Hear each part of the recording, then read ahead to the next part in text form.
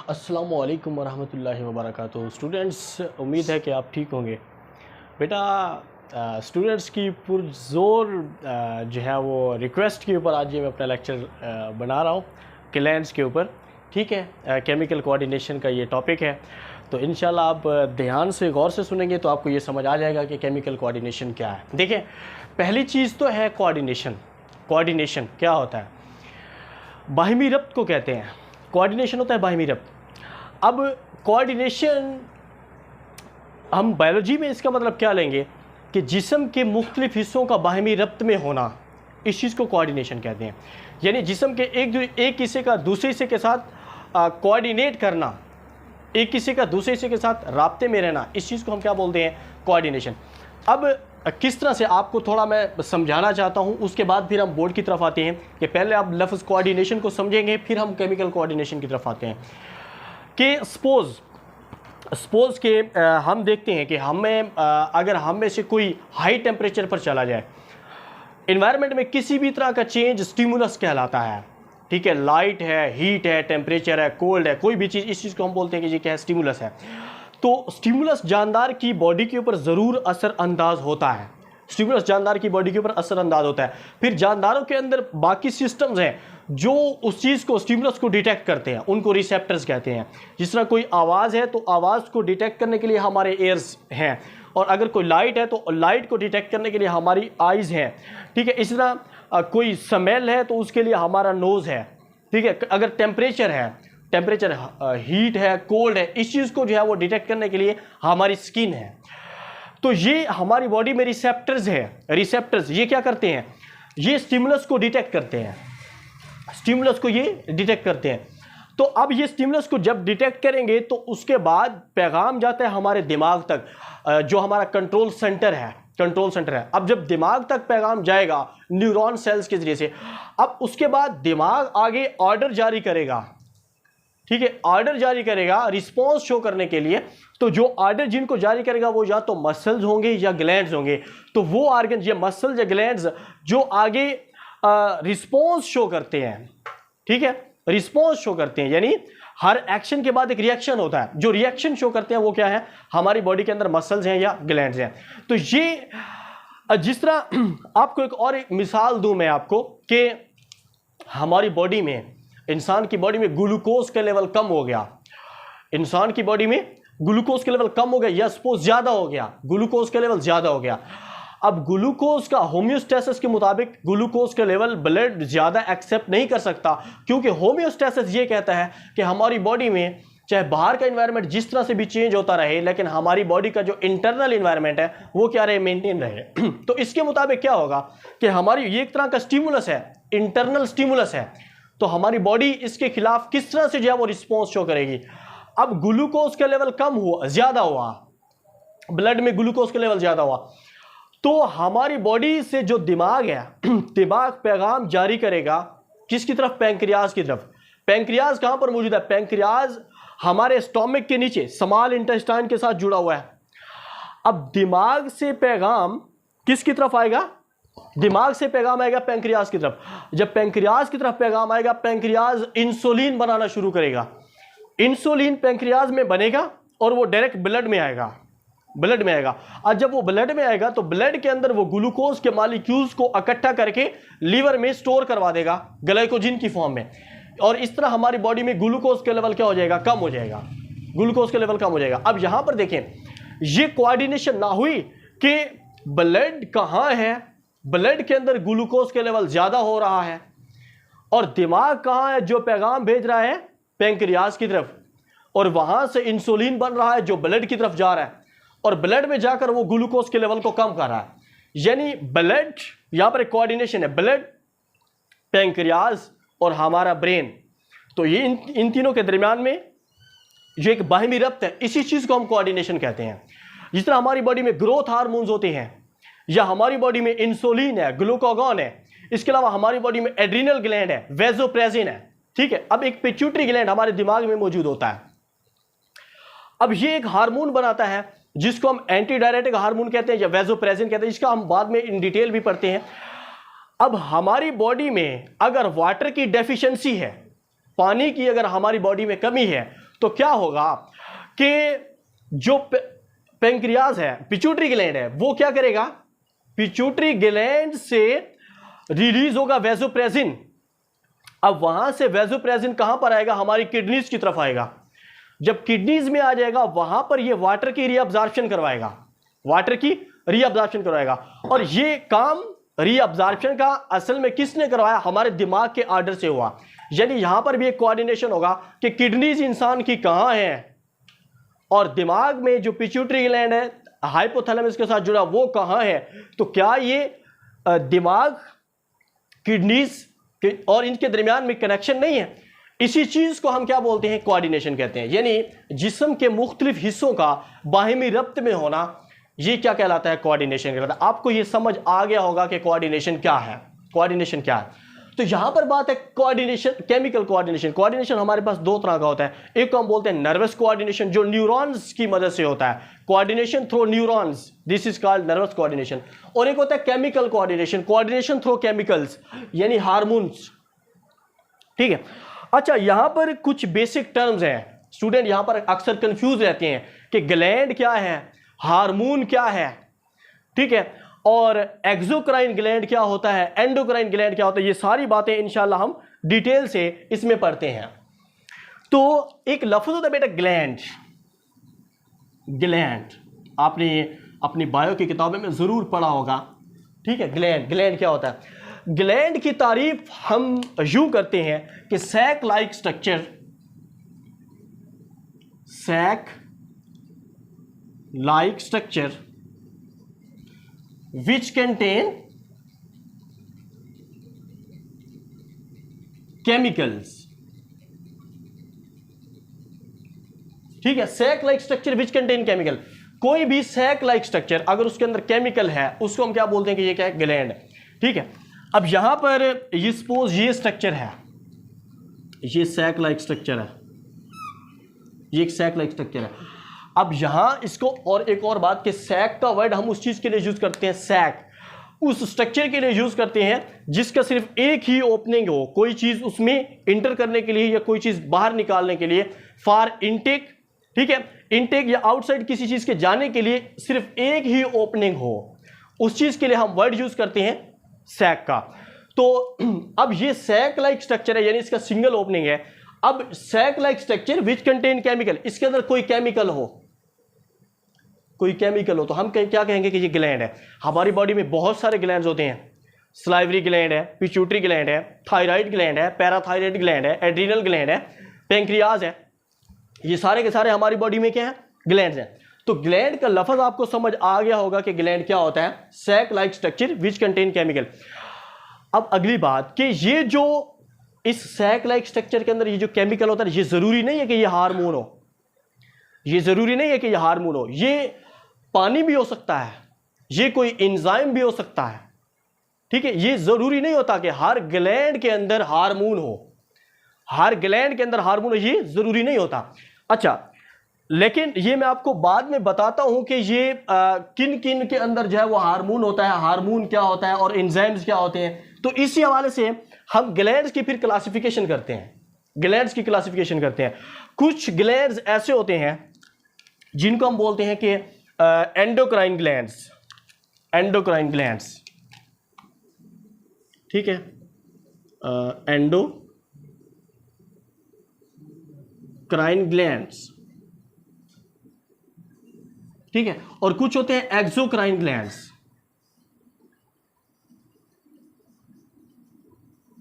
Exocrine gland, ठीक है। इसमें और इसमें क्या फर्क है, एंडोक्राइन ग्लैंड और एक्सोक्राइन ग्लैंड में क्या फर्क होता है। जो हमारे पास एक्सोक्राइन ग्लैंड होता है ना, ये इस तरह की सैक लाइक स्ट्रक्चर होती है, इस तरह की सैक लाइक स्ट्रक्चर होती है कि जिसके अंदर एक ट्यूब होता है, एक डक्ट होता है, ये डक्ट है, ठीक है। यानी इसके अंदर जो केमिकल बनेगा, ये केमिकल क्या करेगा, ये केमिकल यहां से रिलीज होगा इस डक्ट की मदद से जाएगा और आगे इसी ट्यूब के जरिए से अगले सपोज के इस सेल तक इस केमिकल ने जाना है। तो ये किसकी मदद से जाएगा, इसी डक्ट की मदद से जाएगा, इस डक्ट की मदद से इस सेल तक जाएगा। ठीक है, और आगे जाके अपना एक्शन परफॉर्म करेगा। यानी ये केमिकल है, ये इस ग्लैंड के अंदर बना, ये ग्लैंड है, और ये ग्लैंड वो है ग्लैंड विच कंटेन डक्ट। ठीक है, ग्लैंड विच कंटेन डक्ट, इसको हम यूं कहते हैं कि ग्लैंड विच कंटेन डक्ट। ये एक्सोक्राइन ग्लैंड है। एक्सोक्राइन ग्लैंड क्या करेगा कि ट्यूब है, जो डक्ट है, उसकी मदद से क्या करेगा, जो अपने अंदर केमिकल है उसी ट्यूब की मदद से अगले टारगेट सेल्स तक पहुंचाएगा। इसको क्या बोलते हैं कि ये क्या है, एक्सोक्राइन ग्लैंड है। जिस तरह हमारी बॉडी में सलाइवरी ग्लैंड है, जिसकी बेस्ट एग्जांपल है क्या चीज, सलाइवरी ग्लैंड। सलाइवरी ग्लैंड जो सलाइवा बनाता है, क्या करता है ये, सलाइवा। सलाइवा। अब इसके अंदर ये सपोज कि ये सलाइवरी ग्लैंड है, हमारे ओरल कैविटी में होता है ये सलाइवरी ग्लैंड, जिसकी वजह से अब इसका काम क्या होगा, ये चीज़ों को लुब्रिकेट करता है। हम जब खुराक खाते हैं, कोई रोटी का टुकड़ा या कोई भी चीज़ जब हम मुंह में लेते हैं तो उसकी लुब्रिकेशन करता है, ये उसको गीला करता है, और फिर उसके बाद उसकी मैस्टिकेशन या चीविंग ईजिली हो जाती है। तो ये सलाइवरी ग्लैंड है। अब सलाइवरी, अगर हम सलाइवा की बात करें, सलाइवा को अगर हम देखें तो सलाइवा के अंदर एंजाइम्स होते हैं, एंजाइम्स होते हैं, और इसी के साथ उसके अंदर पानी होता है, उसके अंदर म्यूकस होता है। तो ये, यानी मैं आपको ये बताया कि ये भी तो ग्लैंड है। अब सपोज ये सलाइवरी ग्लैंड है, तो ये जरूरी नहीं इसके अंदर ये हार्मोन हो, नहीं, बल्कि इसके अंदर पानी भी हो सकता है, इसके अंदर एंजाइम भी हो सकते हैं, इसके अंदर म्यूकस भी हो सकता है, कोई भी चीज हो सकता है। तो एक्सोक्राइन ग्लैंड आपको समझ आ गया होगा कि वो ग्लैंड जिसके साथ डक्ट होता है, और जब इसमें कोई केमिकल बनता है तो वो उसी डक्ट की मदद से टारगेट सेल्स तक जाता है, उसी डक्ट की मदद से टारगेट सेल्स तक जाता है। इसको क्या बोलते हैं कि ये क्या है, हमारे पास एक्सोक्राइन ग्लैंड है, एक्सोक्राइन ग्लैंड है। अच्छा, उसके बाद हम बात करते हैं एंडोक्राइन ग्लैंड की। एंडोक्राइन ग्लैंड की, एंडोक्राइन ग्लैंड ये होगा कि सपोज ये हमारे पास एक ग्लैंड है, ये ग्लैंड है। अब ये ग्लैंड, इसके अंदर जो केमिकल है, ये इसके अंदर मोस्टली जो केमिकल्स हैं होते हैं एक्सोक्राइन ग्लैंड में, वो हार्मोन्स होते हैं। मोस्टली इसके अंदर जो केमिकल्स हैं वो क्या होते हैं, हार्मोन्स होते हैं। ठीक है, अब ये क्या करते हैं कि इसके अंदर जो हार्मोन्स है, अब ये हार्मोन डायरेक्ट, ये ऐसे जिसके अंदर डक्ट नहीं है, ये ऐसा ग्लैंड है जिसके साथ डक्ट है, ये ऐसा ग्लैंड है जिसके साथ डक्ट है, लेकिन ये ऐसा ग्लैंड है जिसके साथ डक्ट नहीं है। यानी ductless glands are called exocrine glands. इसकी तारीफ हम क्या करेंगे कि ductless glands are called endocrine glands. ये वो ग्लैंड्स हैं जो डक्टलेस हैं, जिनके साथ डक्ट नहीं होता, डक्टलेस ग्लैंड्स। ये वो है जिसके साथ डक्ट मौजूद है, ये एक्सोक्राइन है, और ये वो है जिसके साथ डक्ट नहीं है। अब सवाल ये है, ये भी तो अपने अंदर केमिकल बना रहा है, ये भी अपने अंदर केमिकल बना रहा है। जो एक्सोक्राइन ग्लैंड होगा, इसके अंदर जो केमिकल है वो जरूरी नहीं है वो हार्मोन हो, इसके अंदर जो केमिकल होगा वो पानी भी हो सकता है, वो कोई एंजाइम भी हो सकता है। इस तरह सलाइवरी ग्लैंड की एग्जांपल हमने पेश की। इसके अलावा जो ये एंजाइम है, ये डक्टलेस एंजाइम है, ये ग्लैंड डक्टलेस ग्लैंड्स हैं, इसके साथ डक्ट नहीं है। फिर ये अगले टारगेट सेल्स तक अपनी केमिकल्स को किस तरह से पहुंचाते हैं, तो ये डायरेक्ट ब्लड के अंदर केमिकल्स को रिलीज करते हैं, डायरेक्ट ब्लड के अंदर। अच्छा, तो ये डक्टलेस है। अब जब इसके अंदर जो केमिकल्स है ये डायरेक्ट ब्लड में जाएंगे, यानी अब यहां पर ये, इसको मैं थोड़ा सा मिटा के दोबारा से बनाने लगा हूं कि ये अगर हमारे पास ग्लैंड है, इसके अंदर ये केमिकल, जिसको हम क्या कह रहे हैं कि ये हार्मोन है, ये हार्मोन है, और ये क्या है, ग्लैंड है। अब ये वो है जिसके साथ डक्ट नहीं है। अब क्या होगा, ये डायरेक्ट किस में, ब्लड वेसल्स के अंदर इसको भेजते हैं, अपनी सेक्रेशंस को डायरेक्ट ब्लड वेसल्स में भेजते हैं। ठीक है, ब्लड वेसल्स में। अब डायरेक्ट इससे क्या जाएगा, जो सेक्रेशन वो डायरेक्ट ब्लड में जाएगी। ये ब्लड है, ब्लड है। अब ब्लड के अंदर ये हार्मोन्स जाएंगे और ब्लड वेसल्स की मदद से आगे कोई भी टारगेट प्लेस है, कोई भी सेल है, ये सपोज ये सेल है, इस टारगेट सेल तक जाएंगे तो किसकी मदद से जाएंगे, बाय ब्लड वेसल्स। यानी जो हमारे पास एंडोक्राइन ग्लैंड्स हैं ये डक्टलेस होते हैं, ये अपनी सेक्रेशंस को डायरेक्ट ब्लड में भेजते हैं, अपनी सेक्रेशंस को क्या करते हैं, डायरेक्ट ब्लड में भेजते हैं। जब ब्लड में डायरेक्ट सेक्रेशंस पहुंच जाती है तो ब्लड वेसल्स की मदद से आगे टारगेट सेल्स तक जाएंगे और टारगेट सेल्स तक जाके आगे ये हार्मोन्स अपने रिस्पॉन्स शो करेंगे, ये केमिकल्स को जो है वो अपने रिस्पॉन्स शो करेंगे। तो ये हमारे पास क्या कहलाते हैं, एंडोक्राइन ग्लैंड। जिस तरह हमारी बॉडी में बहुत सारे एंडोक्राइन ग्लैंड्स मौजूद हैं, ठीक है, जिसका हम बाद में जिक्र करेंगे। तो ये हमारे पास एक्सो और एंडोक्राइन ग्लैंड में फर्क है। अभी तक मैं आपको ये समझाया केमिकल कोऑर्डिनेशन क्या है, ग्लैंड क्या है, सैक लाइक स्ट्रक्चर जिसके अंदर केमिकल बनते हैं, और फिर मैंने आपको ये बताया कि उस सैक लाइक स्ट्रक्चर में जो केमिकल होता है वो जरूरी नहीं है कि वो हार्मोन हो, वो कोई एंजाइम या पानी भी हो सकता है। उस बेस पे मैंने एक्सोक्राइन ग्लैंड और एंडोक्राइन ग्लैंड को क्लासिफाई किया, अलग अलग किया। एक्सोक्राइन में डक्ट होता है और डक्ट की मदद से आगे केमिकल टारगेट सेल तक जाता है, लेकिन एंडोक्राइन ग्लैंड में क्या होता है कि ये डक्टलेस होता है और ये अपनी सेक्रेशन डायरेक्ट ब्लड में करते हैं। ये ग्लैंड अपनी डायरेक्ट सेक्रेशन ब्लड में करते हैं और फिर आगे टारगेट सेल तक आगे वो केमिकल जाके रिस्पॉन्स शो करवाता है।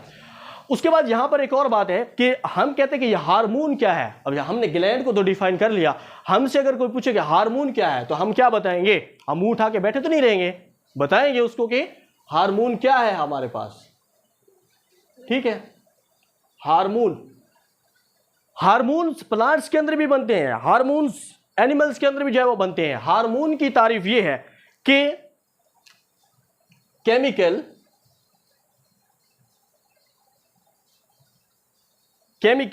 which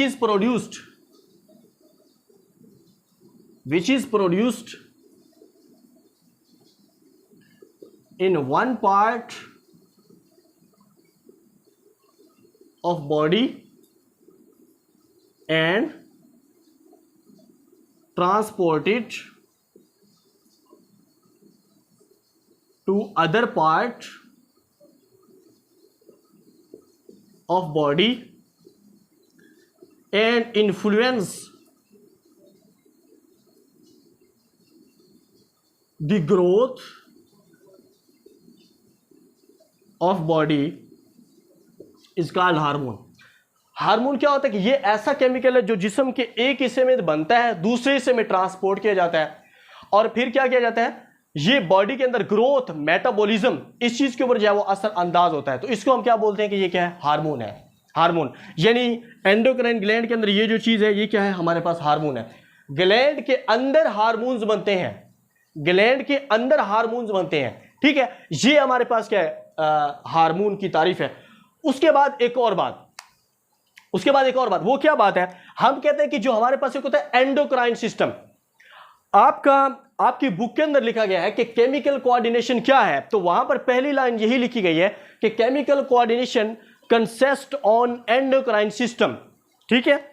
एंडोक्राइन सिस्टम, हम यहां एंडोक्राइन सिस्टम की बात कर लेते हैं। एंडोक्राइन सिस्टम, यह आपसे शॉर्ट क्वेश्चन पूछा जा सकता है कि व्हाट इज एंडोक्राइन सिस्टम। आप क्या बताएंगे कि chemical coordination consist on endocrine system. Endocrine system पर केमिकल कोऑर्डिनेशन मुश्तमिल होता है। अब एंडोक्राइन सिस्टम क्या होता है, system which consist on endocrine glands, system which consist on endocrine glands is called endocrine system. System which consists on endocrine glands is called endocrine system. वो system जो endocrine glands पर मुश्तमिल होता है endocrine system कहलाता है। अब endocrine glands क्या होते हैं, ये मैं ऑलरेडी आपको बता चुका हूं, ductless glands, these are called endocrine glands. और एंडोक्राइन ग्लैंड्स मिलकर क्या बनाते हैं, एंडोक्राइन सिस्टम बनाते हैं। और ये एंडोक्राइन सिस्टम हमारा क्या बनाता है, केमिकल कोऑर्डिनेशन कहलाता है, ठीक है। तो ये बेटा हमारा आज का लेक्चर था। आपको ये ग्लैंड्स के बारे में जो कुछ कंफ्यूजन होती हैं, क्या कंफ्यूजन होती हैं कि ग्लैंड क्या है, हार्मोन क्या है, एंडोक्राइन ग्लैंड क्या है, एक्सोक्राइन ग्लैंड क्या है, एंडोक्राइन सिस्टम क्या है, और एंडो और एक्सोक्राइन ग्लैंड में जो केमिकल बनते हैं क्या वो जरूर हार्मोन होता है। एंडोक्राइन ग्लैंड में जो केमिकल बनेगा वो हार्मोन होगा, एक्सोक्राइन ग्लैंड में जो केमिकल बनेगा वो जरूरी नहीं है कि वो हार्मोन हो, वो पानी भी हो सकता है, वो एंजाइम्स भी हो सकते हैं, ठीक है। ये डक्टलेस ग्लैंड्स होते हैं, सॉरी ये डक्ट वाले ग्लैंड्स होते हैं जिनको एक्सोक्राइन कहते हैं, और ये क्या होते हैं, डक्टलेस ग्लैंड्स होते हैं जिनको हम एंडोक्राइन ग्लैंड्स कहलाते हैं। और यही हमारा क्या बनाते हैं, एंडोक्राइन सिस्टम बनाते हैं। और हार्मोन, इसके अंदर जो केमिकल बनता है उसको हार्मोन कहते हैं। Chemical which is produced in one part of body and transported to other part of body and influence the growth and metabolism of body of organism, this is called hormone. तो आज का ये lecture उम्मीद है आपको जरूर समझ आया होगा। तो आज के लिए इतना ही, अल्लाह हाफिज़।